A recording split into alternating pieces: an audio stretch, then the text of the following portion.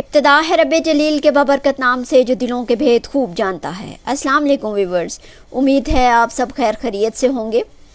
کبھی کبھار لوگوں کی اصلیت کا پتہ ہونے کے باوجود بھی خاموش رہ کر صرف یہ دیکھا جاتا ہے کہ ان کی آخری حد کیا ہو سکتی ہے۔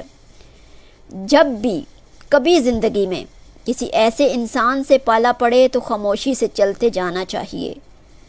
نظروں سے تو وہ پہلے ہی گر چکے ہوتے ہیں، دماغ سے نکالنے کے لیے ان کی آخری حد دیکھنا بہت ضروری ہے تاکہ زندگی میں دوبارہ کسی اور کی مکاریوں سے بچا جا سکے۔